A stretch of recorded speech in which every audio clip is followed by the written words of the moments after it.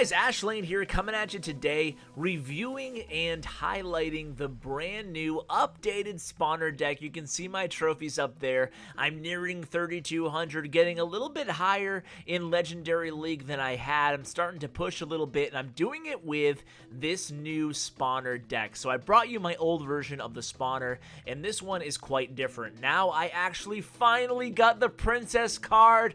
I am so excited.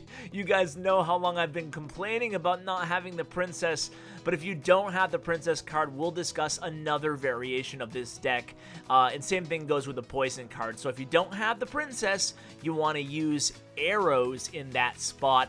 That way, for the same elixir cost, you're able to do somewhat of the similar utility in the card, meaning that it's going to do a little bit of damage to a wide area of targets. So this is actually the deck that I discovered off of somebody else who played me and who beat me. And as you know, with so many of my decks, I've since started using it, and you can see a lot of victories in a row. That defeat up there was just against a clanmate just messing around, but you can see, like, maybe about what, 6 out of 7 that I won there, so not too bad. Let's go ahead and first watch this deck using the variation with the arrows in there in case you don't have the princess card yet.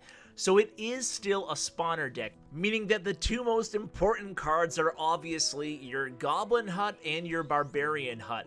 But there's a very important thing to keep in mind when playing any variation of a spawner deck with these huts. Probably the most important thing is never drop a hut while it's going to leave you with no elixir.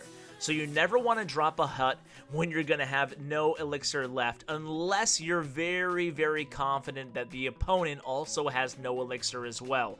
Because otherwise, you're very susceptible and vulnerable to an enemy attack in one of your lanes, and just one hut, especially in the opposite lane, isn't going to do you any good on defense. So look at the new deck. Let's talk about the cards in the deck other than the two huts. You're going to have the, I think my old deck had the mirror card. We've ditched the mirror. Instead, we've added some high-powered cards to help you out here. So you have the arrows and the poison spell, or the princess in the poison spell. You have the Inferno Tower. You have the giant. You have Musketeer. You have Valkyrie. And I think that's all the cards in the deck, unless I'm forgetting one. So the idea here is going to be as follows. You want to go ahead and take the first minute. Let's divide the match into 3 minutes, because it's 3 minutes long, right, Ash? Okay, let's do this.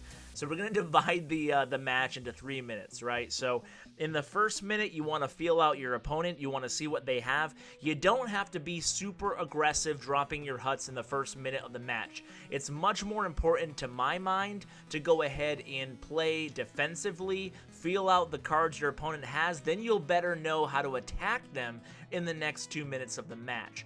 So the second minute of the match, that's when you can start trying to build your huts at the same time.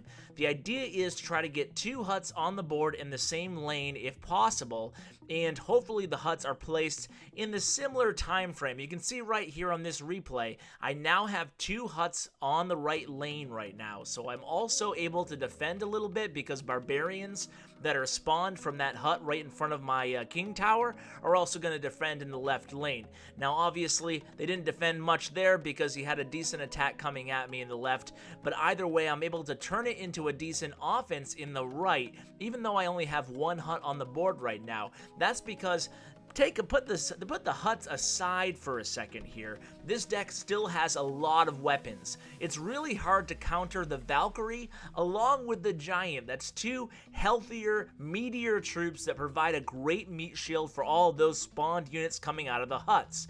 You have a high point damage unit in the Musketeer.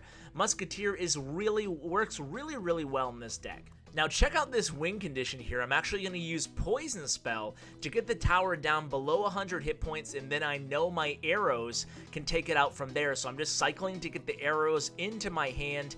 Finally have them, and there it is, the 2 crown win. And you can see I almost had the 3 crown there. The King Tower very low on hit points. I opted to go for the right lane. You know, it's really the user's choice. Do you want the stat of the 3 crown on your profile or not? So on this next replay, why don't I just talk you through my mindset every single time I'm playing a card. Now I should mention that against these tankier cards like a P.E.K.K.A. and a Giant Skeleton, it can cause problems with this deck. That's why we have the Inferno tower there. So at the very least, you should be able to play for a draw if you play well, especially against the Giant Skeleton, because against a spawner deck, the Giant Skeleton's bomb can obviously create some havoc on all your spawned units. We also have the Giant in this deck. That's not a card I had in my previous spawner deck. That way you have more, another beefier unit. Now, this variation, I'll go ahead and play the Princess, show you the Princess in action. So this guy has the free spell with the Dark Prince and the P.E.K.K.A. Very powerful deck. I actually showed a deck like this a couple days ago that I really liked as well. So between the two decks, I'm not sure which one I'm going to play in the upcoming Clash of Clans tournament, but I'm sure I'll find one and stick with it. Maybe this one, maybe not. But look at this. We have a Valkyrie and a Giant going in the right lane right now. Doesn't look that threatening. I don't know what it is about the Giant and the Valkyrie. Maybe it's because they're Clash of Clans IP that carried over into Clash Royale, but for whatever reason, I find that people can take the characters that are really familiar, they can take them very lightly and allow them to go ahead and do some serious damage for whatever reason. I don't know why. I'm not sure if you guys have found the same. But anyway, I'm going to go ahead and at this point, I know I have that right tower really low on health, so I don't want to overdo it. When you have a tower really low on health, sometimes it's best to just focus on the opposite lane. Now in this hand so far, in this game rather so far, I haven't even really got the huts down on the board. I haven't had a chance to do a heck of a lot of damage with them because this deck is so aggressive. I find myself having to play defense more than offense, but it's okay. That's okay with this deck. When you're using a spawner deck, just to be truthful and honest with you guys, you have to be prepared to take the draw sometimes. And that takes a certain level of discipline to be able to take the draw. You know, because you saw in my log there, in my battle log, I had a draw recently, and I noticed some players that towards the end of a match, if it's getting close and it looks like it might be a draw, they start changing up their entire playstyle. They start becoming way more aggressive, and that's when you can lose those last-second battles. I know I've done it in the past, so I'm certainly trying to heed my own advice as I give it to you guys. But here I'm using the poison as effectively as possible. Throughout all these matches, poison is one of the best cards to have in this deck. If you don't have it yet, you can use a fireball instead of the poison. Obviously, it's not going to be as effective, but you can see right now I'm using the Giant to just kite the P.E.K.K.A. away from my tower. At this point, it's all about playing defense. You don't need any more than one tower down to win the match. So just, important to remember to always play defensively, especially with this deck. If you have the lead, there's no reason to be super aggressive with this deck. Let the battle come to you and you'll have success with this new version of the spawner deck. I really, really like it, guys. Again, this is the deck. If you don't have the poison spell, go ahead and play the fireball.